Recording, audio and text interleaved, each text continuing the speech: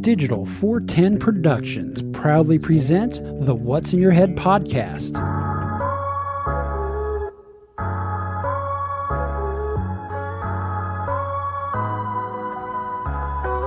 Digitized live from your company name here. Studios in Cape Coral, Florida. It's the What's in Your Head podcast with your hosts Gordon and Don Abernathy. What's up, what's up, what's up, OG5? I hope the mother effers can hear me. Holy shit, the studio's on fire almost, I think. It's been one of those days. Thank you so much, man. We don't need no water. At this point, I wish I would have got like a palm tree or something. I shouldn't have put the hurricane shut up on this room. I could have got a nice palm tree through the window and wiped out all my equipment and got it replaced. That would have been fucking nice. We were thinking it was all the salt water because of your scenery, which is I'm on the opposite side of the same tree apparently. Yeah, apparently. You know, we did. At least I'm not shorter than you this time. You know, we did have 16 days during Ian plus 18 days worth of Irma where we had no electricity and humidity and all that crap. And just, anyhow, I just want to You want to go fishing, don't you? I just want to jump off a fucking bridge. How are you guys doing? Better than you, apparently. Yeah, really. Actually, I did have a historical Gordon meltdown at work last week. It's like, tell me any of your problems. Yeah, please. Go ahead and talk while I load up the TikTok question of the week that I recorded but didn't have a chance to load into the system because, you know, computer failure and everything else. And I got loud and I got evidently threatening. I got written up, which was quite embarrassing. Especially your age. Yeah, well, I'm going through some get your shit shit together.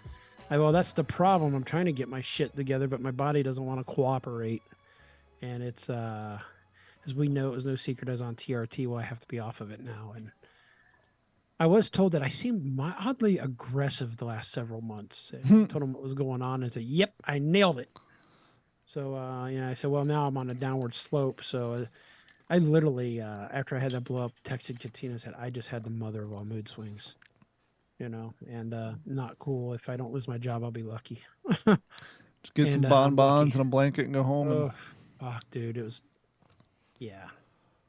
Yep. It's one of those, yeah. And it's funny you say that because prior to the show and part of the argument I was having with my child, we were talking, I was using a example when we went to the water park, Sunsplash last weekend. There was a nice white trash couple in the parking lot screaming at each other because, you know, she thought he was doing something in the water park he shouldn't have been doing instead of fighting in the car or at home like a decent. Oogling other ladies? I don't know. He claimed he went to go talk to a fella that he worked with, but, you know, he's like getting up in a grill. Like, it got to the point, like, all the dudes in the line were like looking at him, like they had to call security, or they're like screaming in front of kids, like right in front of the, like when you go through the water park, there's a bench area off to the right where maybe you want to go get your last butt in for the day, and they were just over there screaming and yelling, and it's just like there's fucking kids here, you white trash fucks. And I was explaining to her as example. I said, do those look like adults or do they look like a bunch of white trash? I said, that's not the way adults act in public. You got to control. And it is, and I was very unprofessional myself. I don't know what happened. It was weird, but it was not cool. And, you know, I'm making some apologies. I'm actually going to have a meeting on later this week to just do that because you got to go down to HR, do you? What's that? You got to go down to HR, do you? Well, the HR is our management staff, our officers. So, you know, but yeah, it just kind of snapped into maybe sometimes we don't. And this is, I think, a lesson for all of us. Sometimes we don't realize how we're coming off to other people. Mm-hmm. You know, we try to do the best we can. And sometimes there's extenuating circumstances where, you know, it's kind of like the old thing when somebody who's always had a problem with their attitude says, well, I'm doing better. And it's like, we're not allowed to make that judgment unto ourselves because, or about ourselves because we only see from within. We're not seeing from the external side of us. Yeah, I mean, unless you work at this was actually a good lesson for me, a very hard one, a very humbling one. But at the end of the day, I'm going to embrace it and use it to make myself better and make sure that never happens again. That's kind of it.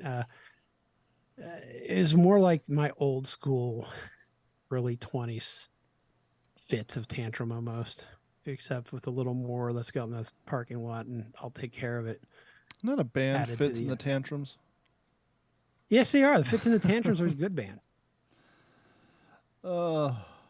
Anyway, so that was that, and then I found out I inadvertently was behind and then passing a big time YouTuber on my way into Dallas, on my way into Florida, when I saw the video of this vehicle he bought. I'm like, well, shit, there's only one of those around, especially in northern Texas. I was going to say, was it the floral patterns on the back window that gave it away? No, it was the one. It was a short bus converted to. It was the trailer hitch setup on the back with behind the generators and the 2 tires. Exactly. And I thought Katina may have taken a picture because she thought it was cool. She said something about it when we saw it. She goes, "What is that?" I said, "Oh yeah, people convert school buses all the time into campers." I said, "But that one's interesting because it's got the back, that basically like you'd put on a hitch on the back of a truck for a scooter, except it's 2 inches deep." Tube steel around it, or actually it's deeper, but kind of the same deal with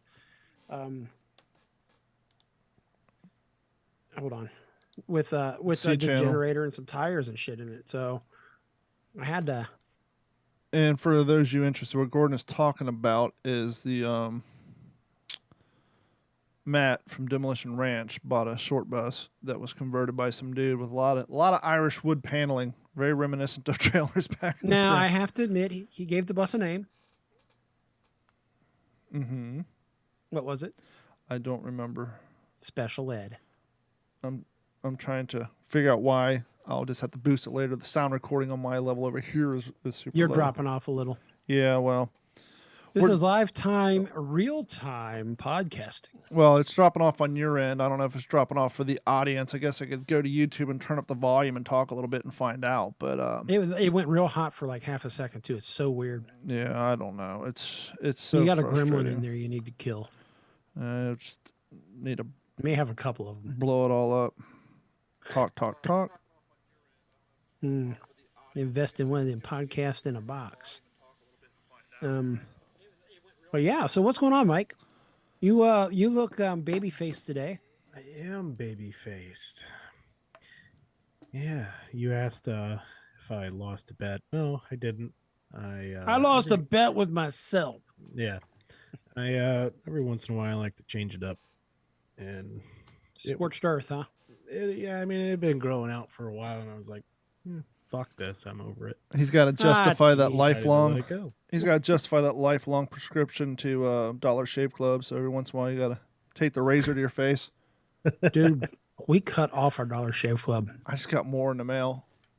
Well, they're owned by Unilever now, so it's not even a small company. I mean, that don't matter to me. It's the price and the fact that the ladies use it to shave their legs. Obviously, I don't use it except for occasionally, but they benefit from having them delivered to the house because they're leg and armpit shaving activities. Yeah, we cut ours off because our shipments wasn't making it here, which is probably not on them. That's probably your postman, and not so much to find people at Dollar Shave Club. Maybe there's a postman who has the executive razor handle at home, and hey, look what I found. Yeah, they sent me a new one. Like after 6 years, I got another handle in the mail. My other one's all gnawed up, and yeah, we got about 6 months before we have to make a decision. Yeah, so. I'm not real. I'm gonna say you can always pause it instead of dumping it completely. No, we dumped it. It was a not anger on my part this time around, but it was an anger on some other party's part. Said we're done with it. Well, I mean, if your mailman's we'll try Harry's next. Let's say if your mailman's still in it, then that's definitely a problem. What's interesting, it seems like Walmart's starting to carry a lot of these formerly subscription service companies. Well, that's because when the subscription, like Dollar Shave Club was like the first one, and now everybody and their grandmother has one. There's Harry's and this and that, and so it's like, well, now we got to change the model. We're no longer niche. One of them I was going to talk about was Dr. Squatch. Okay. Have you ever seen their commercials for their all-natural soap? Yeah. Very reminiscent of the original Dollar Shave Club commercials. Well, I was wandering by the health and beauty aisle, and my local Walmart. Looked over at an end cap. I said, "Holy shit, Dr. Squatch soap! I've always wanted to try it, but it's $8 a bar. Ew. $5.35." I say, "I think I'll give it a try." That's a gift that keeps on giving, Clark. So, what I've noticed between them and Black Rifle, because they're the largest coffee launch in their history over there at Walmart.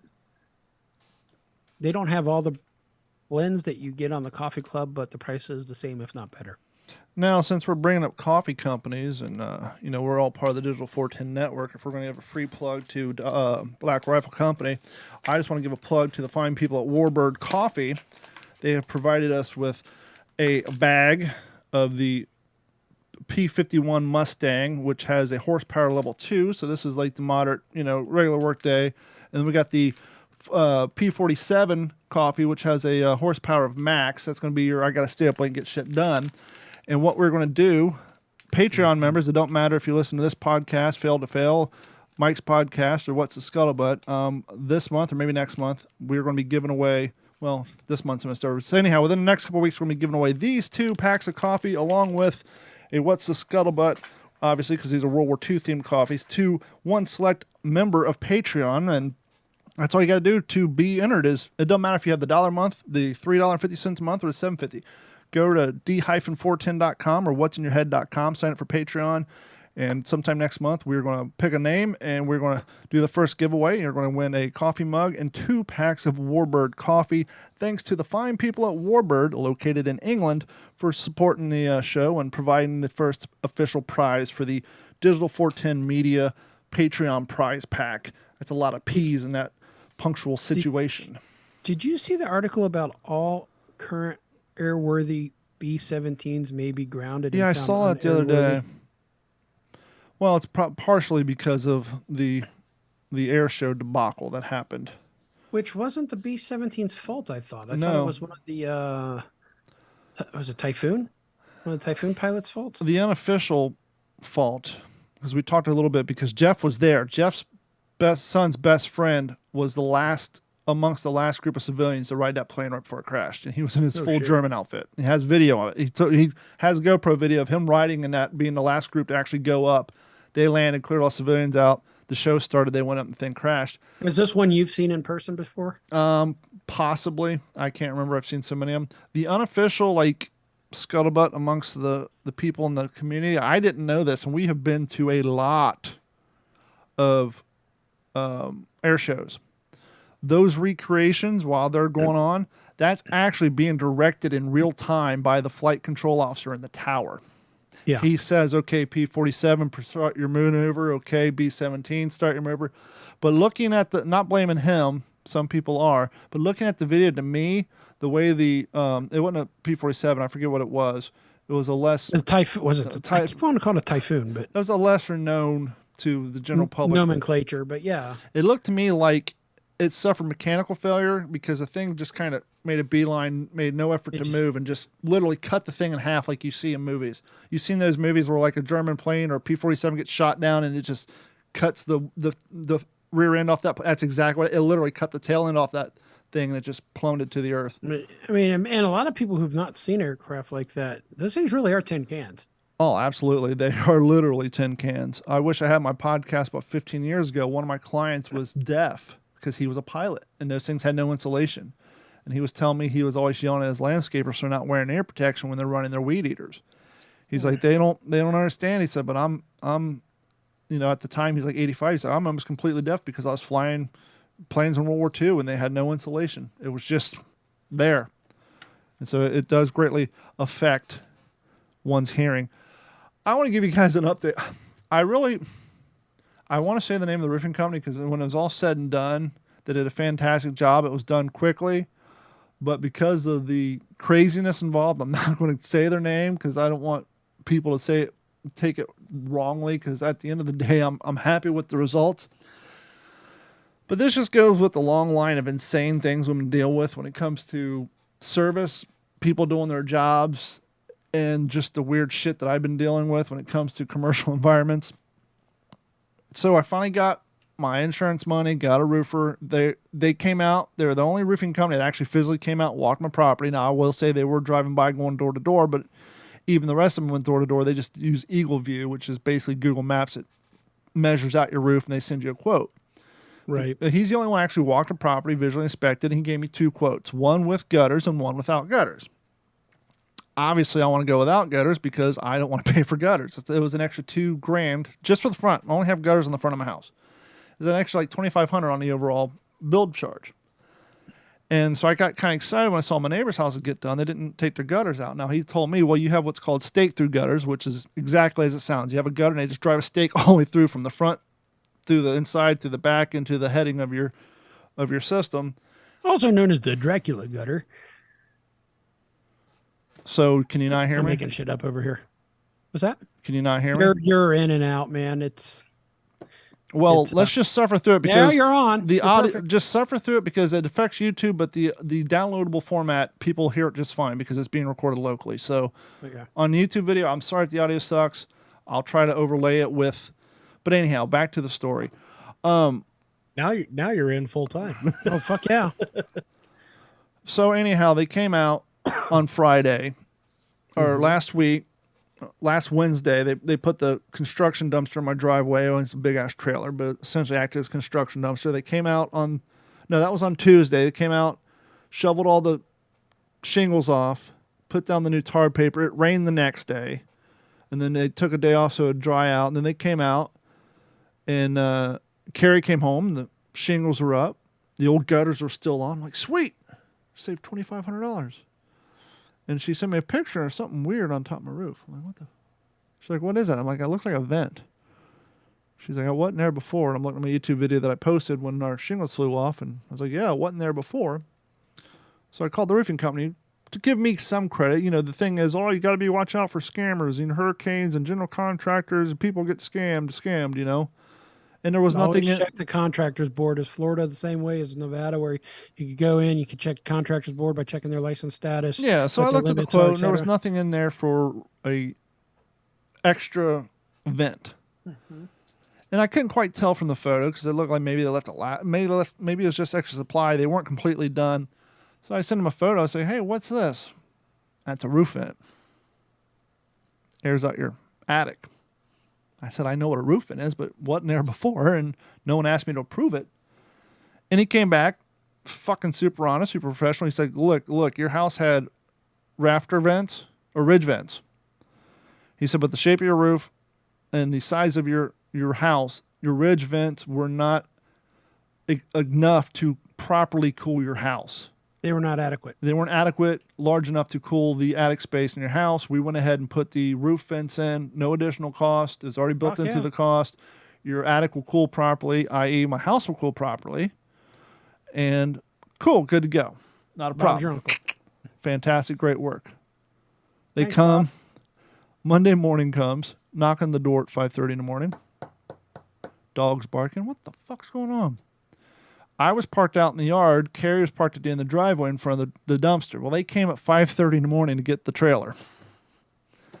And it's raining out. So I put on some shorts. I run out in the rain. I hop in the rental Nissan Altima, back it out in the driveway. And I'm like, there's no reason for me to get out, run in the rain, come out, move the car back up. So when she goes to work, she don't have to walk in the rain. I'm just going to sit in the car, wait for this guy to back up, hook up this trailer, and get the fuck out of here. After all, this guy clearly does this every day. How long could this possibly take? Well, let me just say, somebody whose job it is to pick up and drop off trailers, he pulled that truck in and out my driveway 8 times before he's finally ready to get that hitch hooked up. You must have just hired him. Maybe just got moved up from roofing to the delivery guy. The occasional boater, I understand, but somebody who's dropping and picking off trailers, part of their job, it should be a little more. Hey, man, everybody's got to start somewhere. So he finally pulled off. I pulled in, good to go. That was Monday. Come home Tuesday, come home Monday afternoon. All the tools, everything's gone. No, other than the sign in my yard, no signs of. Got a nice shingled roof, nice moldy gutters. It didn't cost me extra. Another quality product by. Downspouts are still on the ground because I got to buy new straps from when they're ripped off, but I got that. Tuesday morning, go to work, everything's cool. Downspout. That would be a good name for a punk band. Get a call from Carrie. Thought the roofing was done. Oh, it is. Thought we didn't have to pay for gutters. Oh, we don't. There's 2 people here tearing our gutters down. What? Call the roofing company. Put them on speakerphone. Because me and Josh at work have been experiencing joys of insane, just weird shit happening on customer services. And I wanted Josh to experience the glory of this conversation. Talk to the guy. Explain to me how the gutter replacement works if I need them or not. Because I already sent him a text, and he already sent me a new invoice without the gutters on it. With the payment I already made, here's the updated. We've been making payments. Already paid the $30. Started paying a second $30. Send me an updated minus the $2,400. Well, Mr. Abernathy, as I told you before, I'm kind of annoyed. But there's a point to this.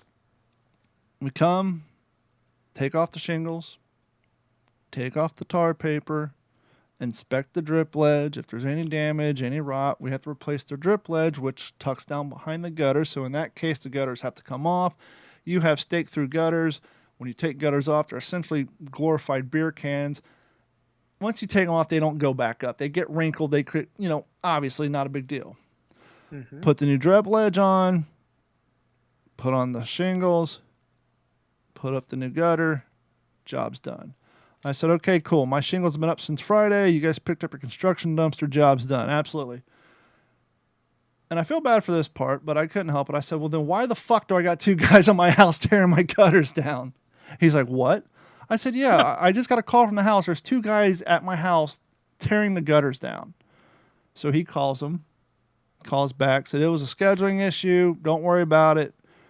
It ain't going to cost you any issue. We'll pay for it. I said, well, the good news is for you guys, I only have gutters on the front, so you're not eating the entire house reguttering cost. And he made a comment about me cussing at him. Oh, boy. He said, I don't appreciate you cussing at me. And I said, well, to be fair, I didn't cuss at you. Dude, I work in construction and contracting. That's day in, day out. I said, to be fair, I didn't cuss at you. I used the F word in our conversation about two guys at my fucking house tearing my gutters down.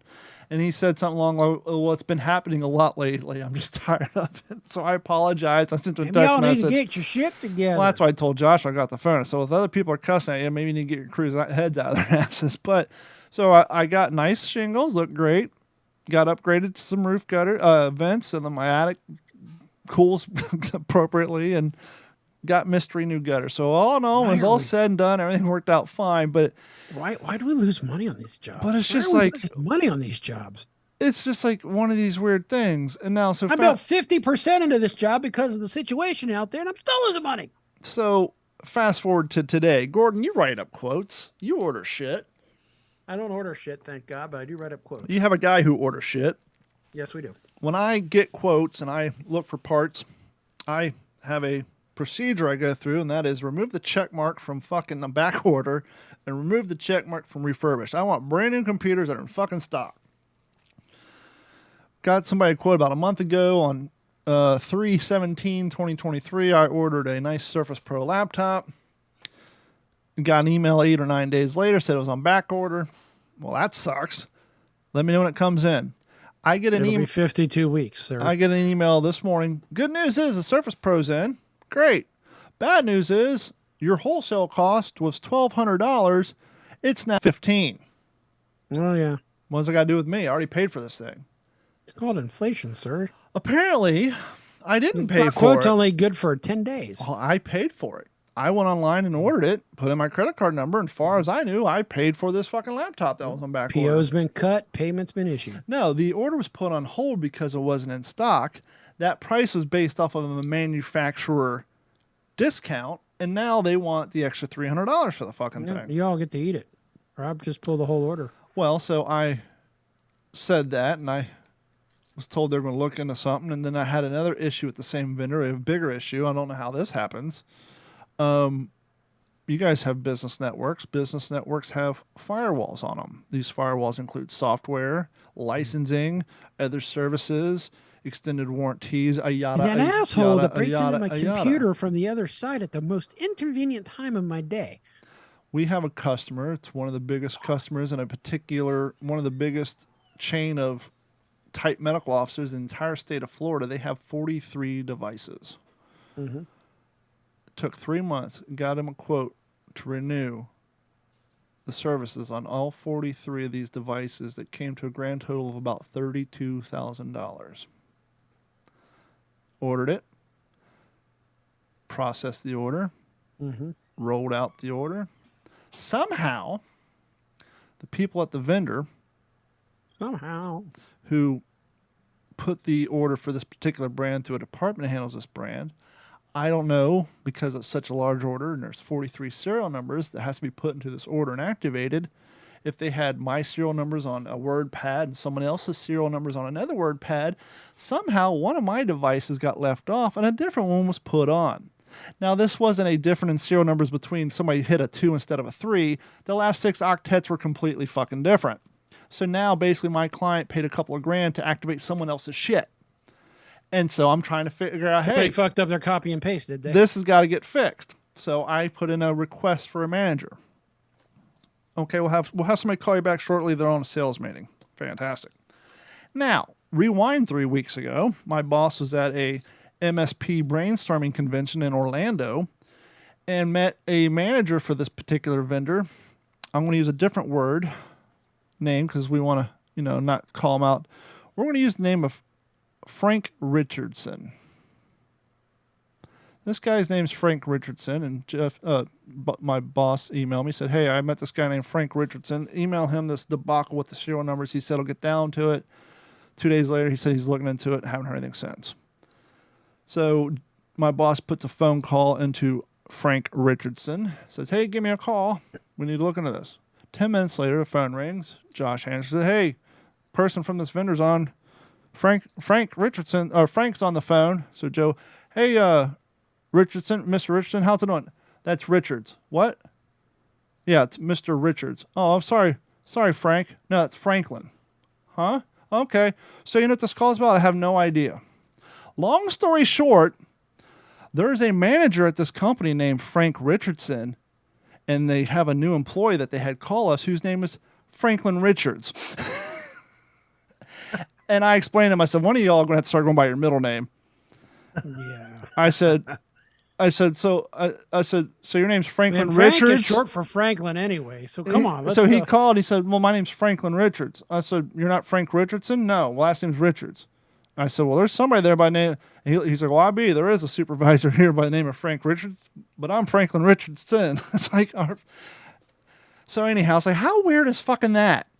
Right. And so now I'm waiting for Franklin Richards to get a hold of Franklin Richardson to get this thing sorted out. It's like, between the roofing company, this, and the other crazy crap that I talked about last week or the week before with commerce problems, it's like, what in the hell is going on in the world with commerce problems? It's just like, can I just get something done? No, it's not allowed anymore. And by the way, when you come back to me and say the whole serial debacle, I need to file an RMA, the fuck I do. Your Department A, who sent the job to Department B, you need to sort that out between yourselves. You need to fix it. That's not my deal. I didn't order something to return it. You guys fucked up your copy and paste on a serial number, so sort that out yourselves. But that's some of the craziness I'm going through. So I think last week Gordon and I talked about cars and whatnots, and we were talking about how some of the electric car company, I think it was Nissan, was telling people don't buy EVs for the E, but buy it for the V, i.e. meaning because the truth's coming out about how much environmental impact it takes to create electronic vehicles. So now Nissan's getting smart and saying, well, we're not going to be able to sell the environmental aspect, but we can sell the performance aspect. Hey, Don. Mm-hmm. Do you like the power that comes out of that V8 burning all those dead dinosaurs? Mm-hmm. Well, you ought to see the power you can get out of this electric car that's killed a lot of slaves in the Congo for its batteries. Yeah, fucking child labor. It's more power. Well, exactly. Well, I saw this video on TikTok today that came out of like some Chicago state Congress meeting or something. It's a bunch of Chicagoan or Illinoisan-based politicians. I was surprised to see because it sounds like to me somebody in Illinois has some brains behind them. No, and now for the What's in Your Head podcast TikTok lesson of the week. Each electric vehicle battery just so we're clear on the scale of the issue, each electric vehicle battery for a heavy-duty truck weighs 8,000 pounds. And you need at least 2 of them. So we're talking the weight of, 4 or 5 cars. And are my friends and peers in the industry nationwide who have tried to make efforts to put in, say, hey, I'm going to convert a dozen forklifts to electric, or I want to tee up a facility for 30 electric trucks. There's no power. The utilities come back, the cities come back and say, is this some kind of joke? One friend tried to put in Illinois a facility, tee it up for 30 trucks electrification. The city came back and said, this is some kind of joke. You're asking for more draw than the entire city requires. And just to give you an idea, 30, 50 trucks, that's like a 5-6 megawatt application. The factory that makes the trucks is a 2 megawatt factory. And this has been the What's in So Your let Head that sink podcast in, TikTok Well, lesson of the week. the only issue I have with that is usually not the city or the county that says it; it's the electrical utility. Yeah, because they're the ones who know. But they're private; they're not public. But it's just crazy to me that we grew up in a time where we thought our politicians knew what the fuck they're talking about, but clearly nowadays they don't. And It's all about the message and the narrative of the day. Damn, facts be damn. We will have to ignore those inconvenient truths. Oh, that's odd. How it's a weird slogan. I think it was originally going to be called "Brick in a Toilet." Dead children, not enough electricity. What are you going to do with all those batteries when they go bad? It costs about $30,000 to replace a battery on a Tesla. But the fact that you have... That's why I'm glad. Hold on. Toyota's pushing the hydrogen car, and they're actually going to have it back out on the market. Nice. It's just crazy. We hear, California, oh, we need to be all electric by 2035 and this and that. And then you hear, well, in order to have a fleet of 30 big rigs that are battery operated, you need more power to charge them than you actually do the entire facility that they're parked at.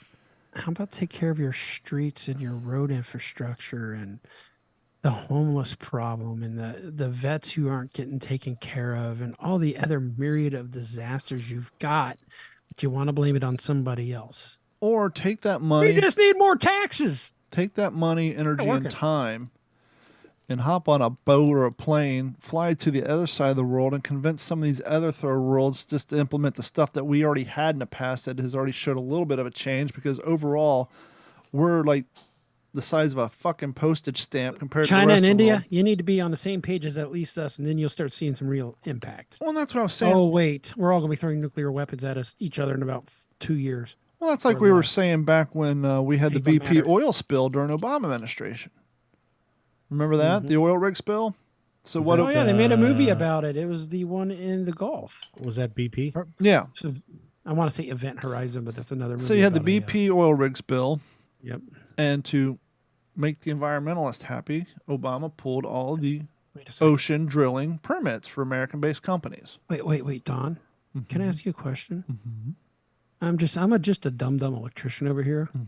But it was an environmental disaster with stuff that was pulled out of the soil that went into the water. Yeah, we don't talk about that. But what we also don't talk about So there's dead dinosaurs in the water now. But what we also don't talk about is maybe second to only Germany or freaking Holland when it comes to environmental standards. We had our president pull all ocean drilling permits for platforms at that time in international waters. Weird how that works. Except For American companies. And so what happened? Two countries, i.e. China and Russia, who have no environmental policies, start digging in the same place. So would you rather have... I would say not in my backyard, but But would you rather have a American-based company that has to follow all these environmental standards Absolutely. drill, or the people who are like the drunken neighbors with the hot tub on the front lawn who park and leave beer cans all over your neighborhood drilling in the same area because we've decided we're not allowed to? It's like... What it seems like for a decade now is, well, everybody is quite literally cutting off their own noses to spite their own face. Let's lighten things up. Get away from the divisive conversations like environmentalism and Obama and Divisiveness. everything else. Mike, you're awful quiet today. Yes. We'll get the mic here in a second, but so you can join in on this conversation. We're going to head over to peoplemagazine.com. Oh, yay. High entertainment there. Spanish woman, 50, emerges from cave after 500 days alone underground, didn't want to come out. What the fuck? Now, this is not Did Dave come out with her? This is not a Japanese survivor from World War II who refused to give it up. This wasn't where Dave the Waterman's been hiding for 3 years. This woman actually had a project and a purpose. Maybe this woman was Dave. No, because this woman actually had a project and a purpose. Beatriz Flanimi of Madrid began living 230 feet below ground in November 2021 as a project called Time Cave. That sounds like a horrible B-flick. The Spanish athlete who emerged from underground cave after 500 days of isolation. Beatriz, 50 years old, of Madrid, entered the cave in southern Spain on Saturday, November 20th, 2021. Can I stop you right there? Yeah. Did she have any GoPros or other cameras on her? Yeah, of course. All right. Just making sure that she wasn't a total lunatic. And when better to go into a cave for 500 days than in the middle of a pandemic where people are trying to close things down. So good timing. Oh, fuck. All my batteries are dead and I'm out of cards. According to the Associated Press and Reuters, she finally exited the cave the cave, which was about 70 meters, 230 feet for us Americans, underground around 9 a.m. local time on Friday, the AP reported. Flamini said she passed the time by exercising, reading books, drawing, painting, and knitting, per the reports. Quote, in fact, I didn't want to come out, she said. I knitted myself a whole hammock. Flamini, who was 48 years old when she first entered the cave, according to the BBC and Reuters. During the experiment, Flamini was monitored by physicians, researchers, and specialists who studied the cave, though they never made contact with her via the report. So they had probably Fitbits on her, heart rate monitors, this, that, and they visually kept an eye on her, make sure she wasn't starving to death or going loony. Well, and that the last word you said there, I think, would be the most important test, is the psychological state and how it progressed or regressed as the days went on, because there is something about isolation and how it affects the human psyche. We've seen people on a loan who actually they interact with medics at least once every 2 weeks for physical exams, lose their shit after 90 days in the woods by themselves. Could you imagine being in a cave for 500 days? Flamini said she lost track of time after about 2 months, according to the AP and the BBC. However, the mountaineer thought she only had been underground for about 160 to 170 days.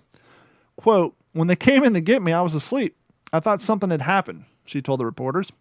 I said, already? Surely not. I haven't finished my book. How big is this fucking book? It's been 500 days. She's read it 20 times, but only thought she read it half of one. Flamini's 500-day adventure was part of a project called Time Cave, according to the AP. Boy, they're plugging the shit out of everybody on here. The goal was to assess how humans would handle living underground for long stretches of time.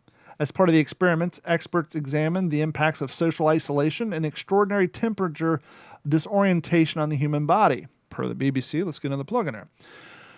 I'm still stuck on November 21st, 2021, she told the reporters on Friday. I don't know anything about the world. Flamini may have set a world record too. Her team believes she holds the record for surviving the longest time while underground, though the Guinness Book of Records has yet to confirm. Fun fact about the Guinness Book of Records, when you do things, you got to pay to fly them out from across the pond to monitor it and make a judgment. You can't just call them up and say, hey, here's what we did. Yep, that shit ain't free. I'm sorry. Talk for a second, Gordon. No, I thought you said cough for a second. No, they're looking for the car keys. They're probably still in the car because, keyless remotes. The extreme athlete also experienced auditorial hallucination. Gone. What's that? Car's gone. It's a rental. Flamini said she never considered pressing the panic button when she was given, unlike these people on a loan, according to Reuters. She even pressed on through a fly invasion, which left her covered by bugs. The extreme athletes also experienced auditorial hallucinations while in the cave, per BBC reports. This is my mental status right now. She went through a fly infestation that left her covered in spiders. Yeah. She needed assistance standing up while speaking with reporters because of balance issues. Still, Flamini was thrilled by her experience, which she has called excellent and unbeatable, according to the AP on the BBC. Quote, you have to remain conscious of your feelings. And if you're afraid that's something natural, if you're afraid that's something natural, but never let the panic in or you'll be paralyzed. They said she's an athlete, which I wholeheartedly believe, but I wouldn't be surprised to find out she's an ultramarathon runner. Was an athlete. Yeah. Now she's probably emaciated and hi, baby. Suffering from muscle loss. And for those at home, it's not plugs we're giving. You actually have to cite your sources a little bit. So. I know, but usually they say it once, not every second paragraph. Well, yeah. I'm just wondering if this chick's an ultramarathon runner. I'll have to look into that. So what's been going on in your neck of the world, Mr. Mike? Some sad news. I had a family member pass away a couple weeks ago. Sorry to hear about that. Been dealing with that. You know, nonsense with work, typical bullshit. I didn't get written up, unlike your wonderful brother. Older brother. Yeah, we'll just move on from that. I'm beyond it now. Too much has been said. I've been... God, what have I been doing? Last couple of days, I've been doing some serious house cleaning. And I mean, like my garage, my work truck, everything. I've just been... I don't know. I've had a fire on my you head. spring cleaning? Something. I don't know. Are you pregnant? You nesting? Yes. I guess so. I finally bought today, which should be here Friday or Saturday, the thermostat for the boat motor. Nice. So that should be back up and running. Now, we know that the normal thermostat for 1991 Chevy S10 was about $3.50. What is a thermostat motor for an outboard motor a thermostat for an outboard motor costs one these days? $80. That's a little steep. Those damn springs are getting expensive. Yeah. Zoe, come here. It doesn't help. I mean, the motor's from 2006, so I mean, you would think it would be a little cheaper. You should have went on eBay Auto. Everything's expensive. That's the problem, though. Can't even get a damn Mountain Dew for less than $3 these days. Yeah, that's Back the in problem. my day. Is that it's a Suzuki motor, and everybody that is a retailer for their parts or anything like that, they have to be like certified through Suzuki and all this shit. So you can only get parts from certain vendors, which sucks because then they jack up the fucking price on you. Yeah, I got the type clamp on that supply. Like I can't like go AC anywhere. companies. Look, I understand that you're not going to sell Freon to the general public, but if I need a That's blower, illegal to do. But yeah, well, that's what I'm saying. I understand you can't sell Freon to the general public, but if the goddamn 3-phase blower motor engine in my freaking air handler in my garage, one of the phases burnt out. You just said blower motor engine. Well, the blower motor for my air handler in my garage, one of the phases burns out. I should be able to go out and get one of my own. You can't. You don't have. You're not. But the motor. I have a 3-phase motor in my air handler that pushes the air through my house. So you have a 3-phase motor on a 240 volt single phase panel. I don't know. All I know is it has 3 speeds, and the highest speed went out. So, like on my coldest day, it's not quite as the air's not moving as well as it should because you have to get the marked up version, and you can't just because it's an air conditioning part. Yeah, but there's no Freon running through it. Yeah, you got to go to a supply house, which you can't because you're not an air conditioning company. That's my whole point. What do you know? A plumber? I don't know. He's not. He you know anybody in the trades? I used to could. Yeah. I went to a supply house. There's a famous supply house that you may know of called Ferguson's. Actually, that I can walk into off the street anyway. It doesn't matter any old. You know what? I think I may be Tom, lying Dick, about and that. Harry can go there. So you may want to try a Ferguson's. I think I might be lying about that. I think I actually looked. Air handler motor. I bet you can order it on Grainger. Air handler motor. Probably. Home Depot Supply. That's Possibly a squirrel through cage. Linux. Train? Oh, no. I was wrong. I do apologize. You can get air handler motors on Amazon. Look at you. I bet you could order it on I bet you could order it on Walmart.com because you can order ASCO transfer switches and full generators there too. You can get goddamn laptop motherboards on Walmart's website. It's the weirdest shit ever. Mm-hmm. There's always a way. I remember the first time I actually went on Walmart's website and I found ICP shit on there. That shit a prick. Hello? What kind of IPCP? Keep talking real quick. Keep talking real quick. Real quick or real slow? Gordon, welcome to the What's in Your Head podcast. How you doing tonight? I have nothing in my head. I was just trying to see. I have something in my head. Huh? I was just trying to see if there's more insanity going on in the background before the mics picked it up. It's because he said ICP and it keyed him onto the for insanity. Speaking of music. Music? Was ICP music? Sure. Hey now, fella. Mike Clark would take offense to that fucking message. He certainly would. I don't know who Mike Clark is. He's the producer. I don't know about these days. I don't think they like each other anymore. No, but the old school Mike Clark. Apparently, the young kids are getting back into, as we know, style and music goes full circle. Apparently, youngins are getting back into ironically named new music because it's 30 years old now. Is this NU with a U? Yeah. No umlaut, though. No line? Maybe the people over at loudersound.com didn't have a German keyboard. The Beginner's Guide to New Metal and 5 essential albums. So apparently... What? Hold on, before you read the list. What I was going to say, let me guess. Okay, yeah. But apparently, I didn't read the whole story, but if you're writing this article... If you're writing this article, that means somebody is needing their, guided down the new metal path because apparently, kids are listening to this again. New metal was a small category, so you should be able to get these bands. Go ahead, Mike. Korn. Okay, continue. Slipknot. Okay. Deftones. Shit. Gordon. Linkin Park is probably on there. Mm-hmm. Some other new metal bands. That's 3. Rammstein? No, I think they're more industrial-ish. Yeah, I guess. Industrial techno. Disturbed. Oh, yeah. There's only 5 essential albums. The title is Beginner's Guide to New Metal and 5 essential albums. I think you named 5 groups already, didn't you? No. I named 4. Okay. I threw a couple in there, but... What are they, Don? How close were we? The brief history of new metal, courtesy of 5 albums that have defined the genre. Love it or hate it, you can't ignore it. New metal was a genre that was brought heavy metal music to a whole new generation of fans, dominating the mainstream in dominating the mainstream in a way no alternative genre had before or ever since. Limp Bizkit. Be it Hybrid Theory becoming the biggest selling debut album of the 21st century, or Fred Durst doing his inexplicable collabs with Christina Aguilera, new metal helped rock music become the mainstream phenomenon.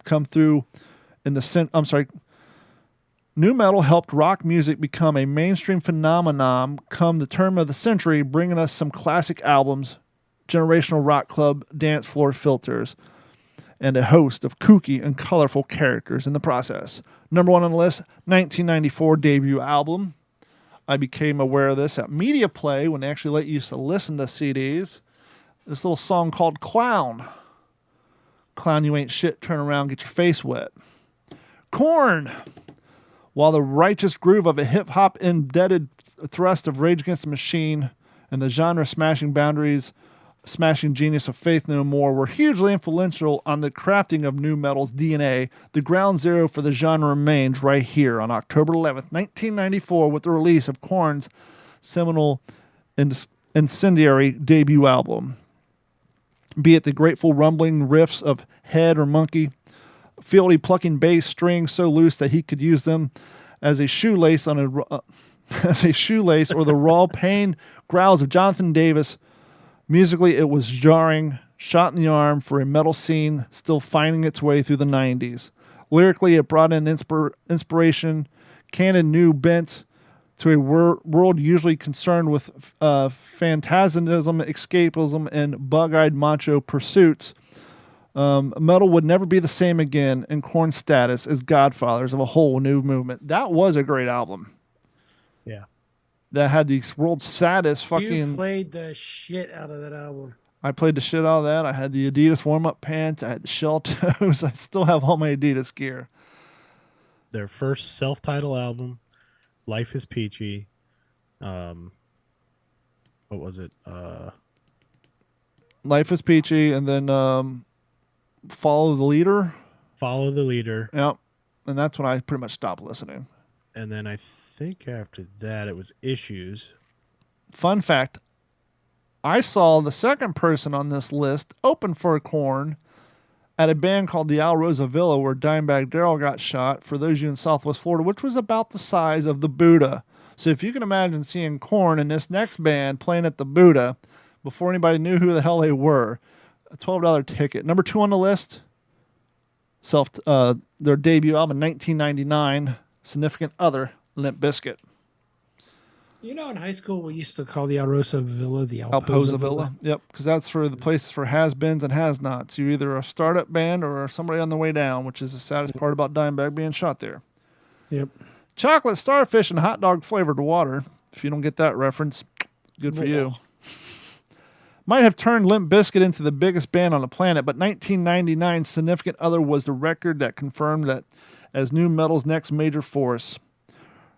Roping in Terry Date to give Bizkit's sound a stadium-level overhaul, the Floridians' classic second album gave us 2 obnoxious all-time anthems, Nookie and Break Stuff. I personally like their first album better, but the second album was good as well. $3 bill, y'all. Yep, kicking down the door for us, quote-unquote, new normies to embrace heavy music in the way that even the Black Album hadn't managed. That's a reference to Metallica. I think a lot of us just referred to that as sellout metal. Yep, sellout thrash. Traditional metal fans were horrified at seeing the scene co-opted by baseball cap donning jocks. Sometimes frontman Fred Durst was similarly fucking unimpressed. Frat boys. Look at all these fucking frat boys. But it was too late. Nu metal had officially broken into the mainstream, and it was Durst who was the elected figurehead that that personified the genre's cartoonish final form. Well, that and their guitarist, Wes Borland. He's a kook. He's the one that wears all the weird masks and shit. Yeah. Yep. His solo albums were freaking goofy as hell. Back to some more harder metal.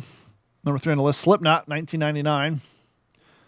Just 1 week after Limp Bizkit brought fun facts and frolics to nu metal music like never seen before, the 9-piece mask metal band from Des Moines, Iowa, who would bring it back to the dark roots with Savagery heavy album that turned the game on its head. They're just guar wannabes. Actually, fun fact. I don't want to make anybody mad. Sure you do. Back in the day when I was still working at Horton, back in 2000, sweet. Back in 2000, building ambulances, and Slipknot was relatively new because their debut album came out in 1999. There was a band that was from Cleveland that had been around a lot longer, had a very similar sound, and also wore makeup and mask, who legend has it, and I actually confirmed this working in radio down here, that other people heard the same story. A little band called Mushroom Head was selling out all their shows in Cleveland and throughout the country. Selling out all their albums. Dickhead. And they had no label. They had no A&R. So this meant 100% of the monies from their album sales and their ticket sales went directly into their pocket. So anytime a record label or an A&R came their way to try to sign them to the deal, they didn't like the cut and realized they'd actually be losing money, and so they turned it down. And so that's when the record labels went out and looked for a comparable piece and came across Slipknot. Now, if you believe that or not, I don't know, but that's what I heard in 1999 and confirmed again in around 2010 working in radio that yes. Was that a radio friendly way of just calling themselves Dickhead? Yeah, pretty much. Mushroom Head is a lot harder than Slipknot. Not the type of music that I would bump around my car. Either is Slipknot for that matter. But I will say I saw them in concert at Newport Music Hall, and it was without a doubt one of the most badass stage shows I had ever seen.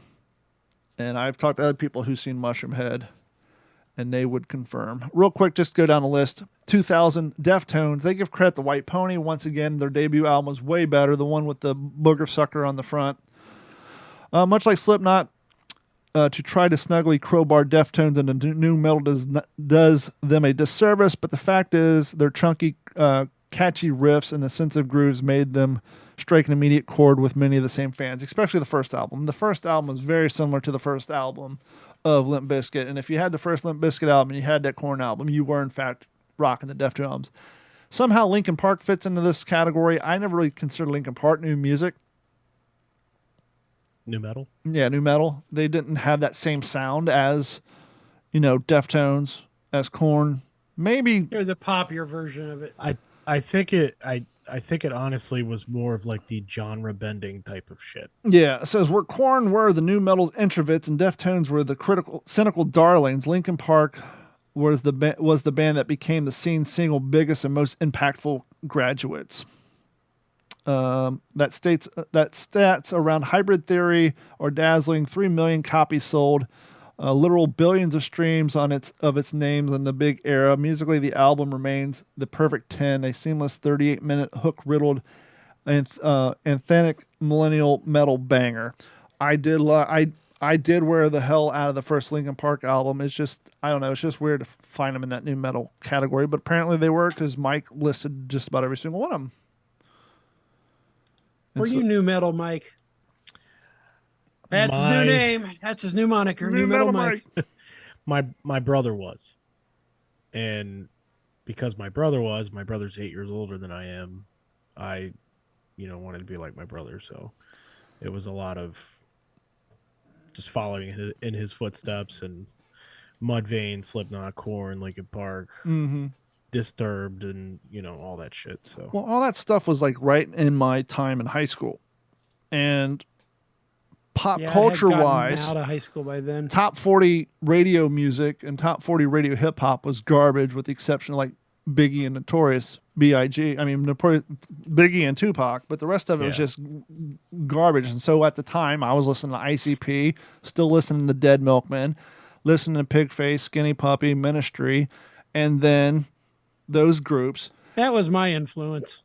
And at that time, I wasn't in a band yet, but I was spending a lot of time at the aforementioned Al Rosa Villa, seeing my friend's band Ground War, who, ironically, Nick and his brother Pat now host one of the biggest true crimes podcasts in the world called True Crime Garage.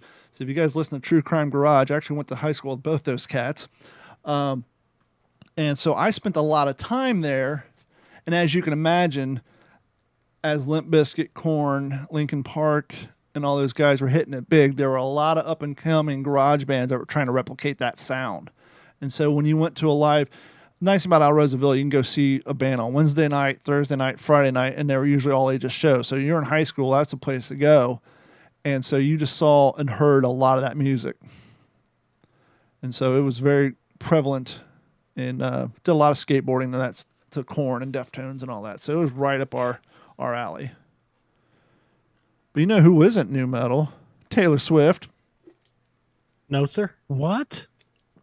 Yep. I mean, I thought they're all kind of the same. Nope. Everybody went bananas this past, week or two at one of her concerts or some shit. Everybody. Up in Tampa? The one here in Vegas, or was it the one in Tampa?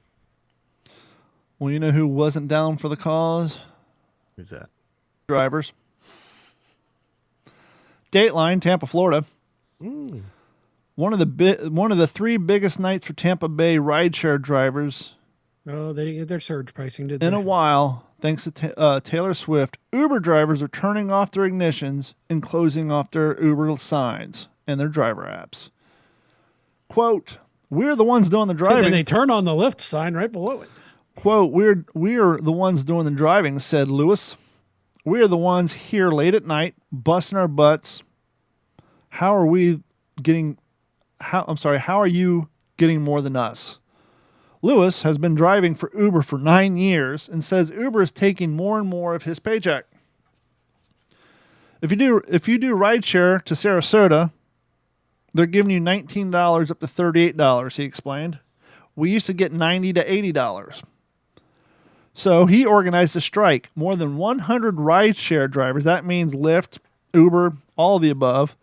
The funniest thing in the world I can ever imagine, a bunch of 1099 employees striking. Rideshare drivers. Basically, you're striking against yourself. Gathered in a waiting lot near Tampa International Airport, about 2 miles from the Taylor Swift at Raymond James Stadium, and they all refused to do any pickups. It affected me financially, he said, and it affects me at home with my family. You know, I spend a lot more time here than I used to at home. In a statement to aid on your site, Uber said, "You get no trades. Yep. You need people." Uber said earning for drivers on our platform remain high, said a representative from Uber, with the average driver in Tampa Bay making $25 an hour while active on the app. We're also investing in incentives to help increase the number of drivers on the road this weekend to meet the anticipated high demand. All drivers receive a fair rate up front before they accept the trip. Actually, it needs to be fair and equitable. All drivers receive the fare and destination information up front before. No, they don't. I was an Uber driver during the pandemic. Here's how it works. It pops up, says, here's this person. This job pays $15. You got like 10 seconds to grab it, and they don't tell you where you're taking the fucking person. When I first started driving, I got to drive 30 miles. When I first started driving for Uber during the pandemic, no one was driving. So I think the first night I did 4 trips from downtown Fort Myers to Bar Run, dropping drunk people off. I made $100. I said, shit, spend $15 in gas, made fucking $100 in 2 hours. This might be worth a little time to do on the backside, when I'm not driving computers. And then the introductory rates ended. And so then some days when I was working for Act Computers and things were slow, I would turn on my app and do driving. One time I was down in Northport doing some computer work. Job's done. Now I got a 45-minute drive home in a V8 truck. Turned on my app. Worked out perfectly. Picked up a woman in Port Charlotte who needed to be dropped off Burnt Store Road. Shit, that's my direction. Heading that way anyhow. Got paid fucking $38 for going where I was already going. Long story short, as Gordon said, the last time I did Uber job, I did 6 trips and made $30 and said, fuck this shit. I spent $15 on gas and did all these trips and only made $38 because all the incentive was going away because the pandemic was over. And then they've got a bunch of drivers, and then they're upping their fees. It's all. And here's the problem. One night, it happens in every industry. Once it first comes in, it's a moneymaker, and then it all. But to them saying that you get all the information up front is bullshit because they don't give you the destination because they don't want you to deny it. One night, here's a pickup on Fort Myers Beach. Cool. They're probably going to Fort Myers or Cape Coral. I'm going to pick them up. It was the drunk son of a very prominent lawyer who has his entire family on local commercials who lived in South fucking Naples at 2 a.m. Yes, I got paid to drive his ass to 45 minutes down there. But at 2 a.m, how many return trips do you think I got to drive back to Cape Coral? None. It looked like an egg. So after round trip, I basically made $10 after gas and time. And then another night, they had, hey, pick up 3 people in this area, make an extra $15 or $20, whatever it was. The area was in the bad side of town. That's fine. I'll go over there. Did 2. Okay. In that area. 3rd job came in, Fort Myers Beach. I said, no, I want to pick up in this area. Got to get my 3rd one. Hit no. They restarted my cycle. I lost credit for the previous 2 jobs. I said no to Fort Myers Beach because I didn't want to have to go drive up somebody to fucking Bonita Springs. I want to stay in that area to do the driving. Picked up somebody one night at, the real shitty bar, LJ's or whatever, out in North Fort Myers. Picked up some people there, drunk as shit. They lived in San Carlos Park. Why you would take an Uber 45 minutes to go to the world's worst country dive bar in the ass crack of North Fort Myers where even people around here don't want to go, I will never know. But as you can imagine, I lost my ass on that one too. So I haven't driven since. It's been, but like this guy's saying, Uber saying, oh, we still pay, really? I'll tell you who's not getting paid, because every time I turn on YouTube, Pandora, or freaking Spotify, guess whose commercials I'm getting hit over the head with? Become a DoorDash driver. Clearly, they're hurting on drivers because they are spending an enormous amount of money on advertising. I literally cannot turn on YouTube, Pandora, or even Spotify without getting smacked over the head with Katina's tried DoorDashing and it's garbage. DoorDash commercial. Yeah, so there's that too. But anyhow, Gordon, you about ready for the... Actually, Mike, do you have anything on your list before we get the news? Didn't really do too much prep for this show, so... Yeah, me neither, but I still pulled it out of my ass. Don we're professionals here. Filled most of the time, so we're good. Well, not yet. You got to do your news. I said most of the time. My news is short. Charlotte, North Kakalaki. Forget the stinger. No, Stinger's gone anyhow. A 13-year-old boy. Well, he had to be freed from a claw machine after he climbed inside. Cool. Why did you climb inside? How did he climb inside? More effective. How skinny is this fella? Climbed inside hoping to, score a prize, according to an official at the North Carolina amusement park. Carowinds officials were alerted just before 2 p.m. on Sunday that the boy was inside the Cosmic XL bonus game, which contained plush prizes, according to Courtney M. McGarry Webber, a spokesperson for the park south of Charlotte. That is a mouthful of name.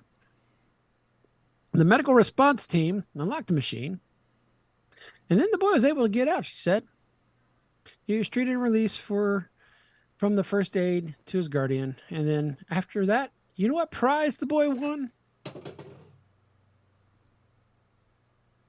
That was weird. Prize? What prize did he win for getting himself? Sorry, the coffee fell over, landed on the other keyboard, and then knocked the OBS off of our Zoom. Well, now we know what's really going on with this board. Yeah, so anyhow, go ahead. Well, the prize he won was being banned from the park for 1 year for attempted theft. Good. Oh, no. How did he get into the damn the machine, though? That's a tiny door. Tiny kid. Something tells me there was something unlocked. And how much money would you spend if you were a young bully in the area wanting to fucking harass that kid with the claw? Ow, stop. Ow, stop. Trying to grab his hat. Hey, stop. I would have spent a good $10 trying to harass that kid. Some bitch. Anchorage, Alaska, also coming in from the AP. There was a weird sight in the sky. Super There's some pictures of it out there. Northern Lights enthusiasts got a surprise mixed in with the green bands of light that were dancing. I saw this. Sky. A little. What was this, you may ask? There's a light baby blue spiral resembling a galaxy that appeared amid the aurora for a few minutes. It looked like God removed the plug from his bathtub and was draining draining the water out. Instead of God, it was Elon Musk. Some think he's an alien. Maybe that's what the gods actually were the aliens. The cause early Sunday morning was a little more than mundane than an alien invasion. Or was it? Or an appearance of a portal to the far reaches of the universe. Ooh, a little wormhole theory. It was simply excess fuel being released from SpaceX rocket that launched from California 3 hours earlier. I have got the opportunity here in Las Vegas to see one go up from California and do this little flippy do, and it is really cool looking. I think the cooler part would be watching them land. It's just they do something so different from all the other rockets, because they do land and they do that. They say, what did he say? It's equivalent of launching a pencil over the Empire State Building and getting it to land on its eraser. But it's really cool stuff. So sometimes rockets have fuel that need to be jettisoned, according to space physicist Don Hampton, who is a research associate professor at the University of Alaska Fairbanks Geophysical Institute. Because why? You need a few more words. Because why? Because anywhere man goes, so does the pollution. We pollute our rivers, we pollute our planet. We're going to dump fuel into space to go along with all the other trash we have floating around with all the burnt out satellites. So what happens is when they're that high in altitude, the fuel turns into ice. And if it happens to be in sunlight where you're in the darkness on the ground, you'll see some sort of big cloud. And sometimes it's a little swirly. Yeah, that's a pretty cool photo. Yes, it was. I think he may have had some swirlies as a kid, so he's going to... I gotcha. Then there's coming out of Florida, kind of an interesting story. Actually, it's a town you're familiar with. Ooh. Real familiar with. Fort Myers. That's Mike's hometown. Hey. A convicted felon in Florida who appeared on social media posts holding a handgun was sentenced to 2.5 years in federal prison. One Terry Christopher Flerney, 23, was sentenced to Friday in Fort Myers federal court, according to the court records. He pled guilty in December to illegally possessing a firearm. Fort Myers police officers arrested Flerney in April 2020, right after the pandemic began, and on an active arrest warrant. after he posted a video on Instagram, because why? People are stupid. Mm-hmm. The same day, prosecutor said Flerny posted another video on social media of himself pointing what appeared to be a Glock pistol at the camera. During Flerny's arrest, because, by God, you're going to kill a So, camera. for those of you playing along at home, he didn't get arrested for posting a picture of himself with a firearm. He was a felon. He was a known felon that the cops have a tendency to track social media pages of known felons and people who have a long rap sheet, possibly people they're looking for, and use that as evidence. Kind of like, excuse me, sir, your seatbelt's on. Ooh, do I smell marijuana? Get out of the car. Oh, look, I found crack. Yeah, that sort of thing. It's a digital version of probable cause. Stupid people do stupid things. And win stupid prizes. Stupid prizes. And then I think I've got one more quickie here. Oh, shit. La da da, la da da, la da da. We already talked about that. And yeah, here you go. Where the fuck did it go? Sorry. I'm all over the place. I got that one, got that one, got that one. Well, I guess that was it. All right. I have Littlest Intruder coming on, also off of AP's Oddities. That's my nickname for my penis. Littlest Intruder? Littlest Intruder. Never know he's there. Just sneaks up on you. Surprise. Toddler crawls through. Now real this is quick, because I've already crossed the line. Yeah, especially as a toddler story. You ever hear something on back in the day on Xbox that just sticks with you?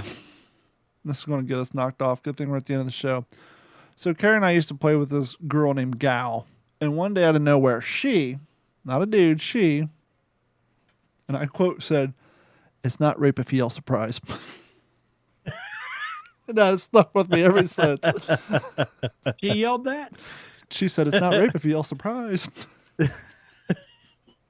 Well, a curious toddler on Tuesday earned the title of one of the tiniest White House intruders after he squeezed through the metal fencing on the north side of the executive mansion. Better be careful, toddler, because that could be the end of you. U.S. Secret Service Uniform Division officers who, they let him in. Who, of course, they did. Look who the president is. He likes little kids. I got ice cream. I smell it. I want to take a bath. You did hear about like his daughter's diary, right? The media covered it up, but his daughter put out a book talking about how like he had showers with her until she was like at an awkward age. Yeah, we're definitely getting knocked off YouTube tonight. Yep. U.S. Secret Service surprise.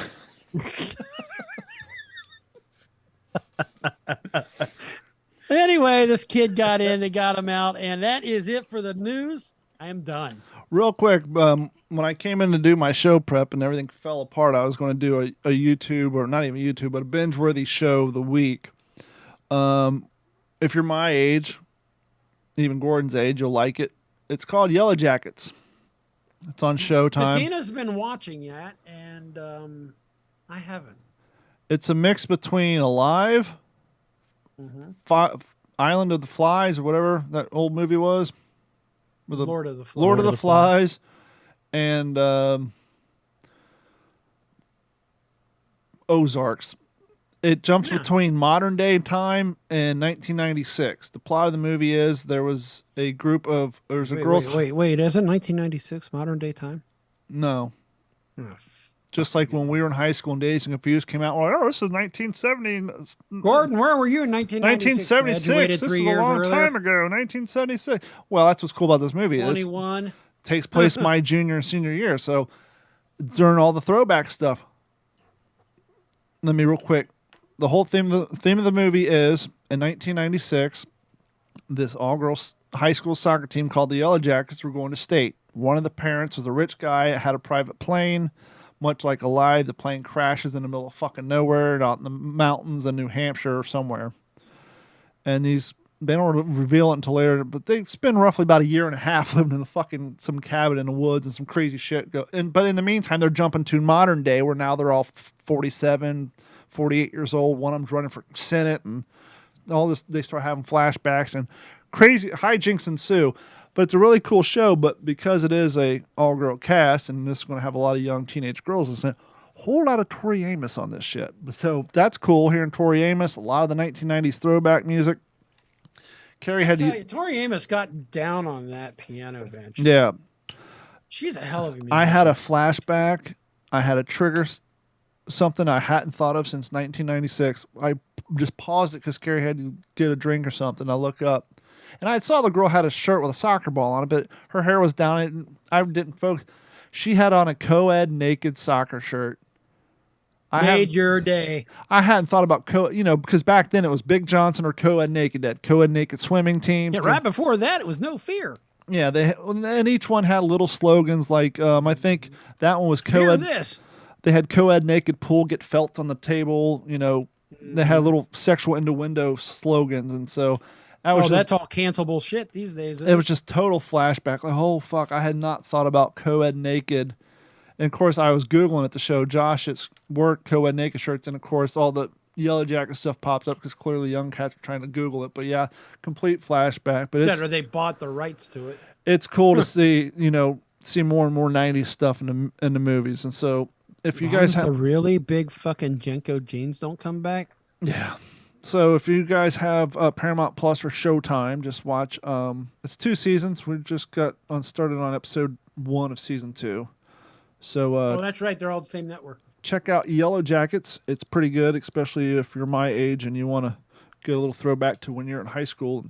And what's crazy about that movie, and I think there was another show I watched not too long ago. Well, Candy took place in the 80s. Actually, yeah. 80, 81. Yeah.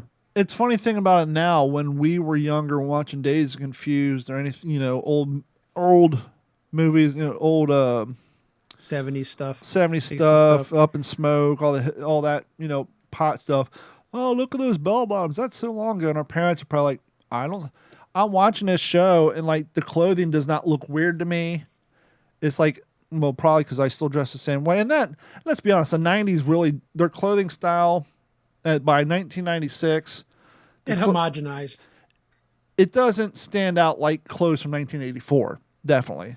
But it's still, I'm sure. Except those goddamn high-waisted mom pants. Yeah, I'm sure to the young kids it looks old-fashioned, but to me it's like, oh yeah, that was yesterday. But it's cool to hear the music and actually see. There's some people still out there rocking the docking. Well, and I heard this when I was working at Stan and Haney.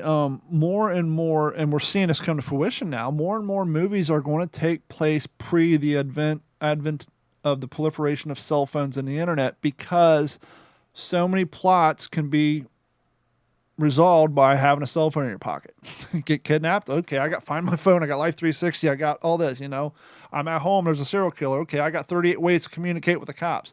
And so, my God, they destroyed her phone. So more and more of these movies are going to start taking place in the 70s, 80s, and 90s before technology could destroy the plot and make it easy to resolve. The music was, I hate to say, even with the 80s, the music was just better back then. And if you have Freevee, I think it's on Freevee, Wu-Tang, The American Tale. That is a good show, especially if you like Wu-Tang Clan. If you really want to. Were you into Wu-Tang, Mike? A little bit. I was going to ask you if you can name the original 10 first members. I know it's RZA, the Jizza, Old Dirty Bastard, Ghostface Killer, You God, Master Killer. Was it Method or Red? Method Man, who went on to act with Redman later. Shit, hold on.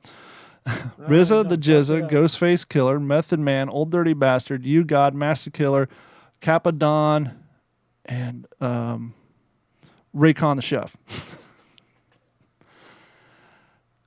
You want to talk about a long time before you make money. When you're touring with a three-member band, it's hard enough making money off the bar. Could you imagine showing up to a bar wanting to get paid with 10 fucking people in your band? The Mighty Mighty Boss Tones. Mm-hmm. Perfect example.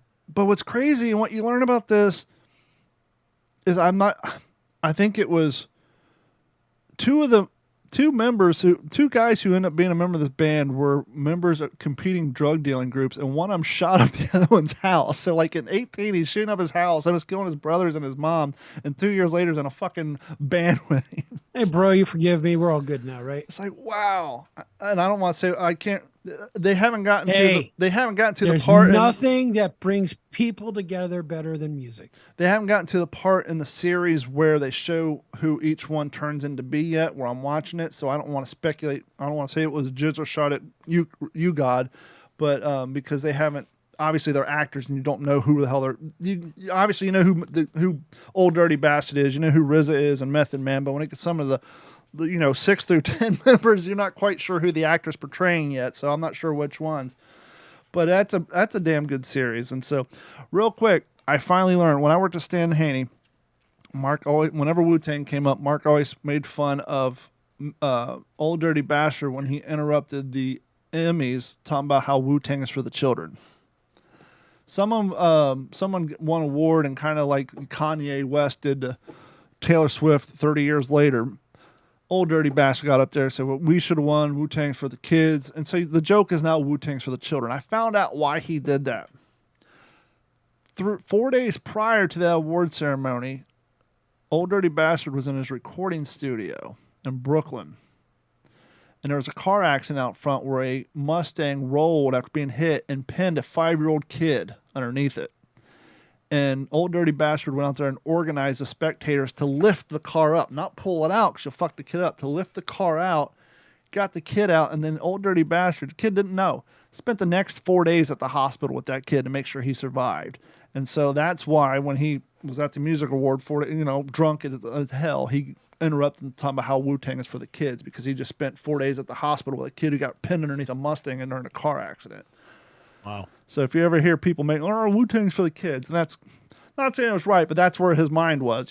I just spent 4 days, taking care of a strange kid, and we can't even win this award. So that's where the whole Wu-Tang is for the children from Old Dirty Bastard, Big Baby Jesus, rest in peace. But that's going to do it for this episode of the What's in Your Head podcast. We want to thank each and every one of you for hanging out with us tonight through the crappy audio. Hopefully you're go and download this on iTunes at what'sinyourhead.com, Google Podcasts, Spotify, and anywhere fine podcasts are found. But for myself, Gordon, and Mike, we will talk to you all next Wednesday. This has been a Digital 410 production.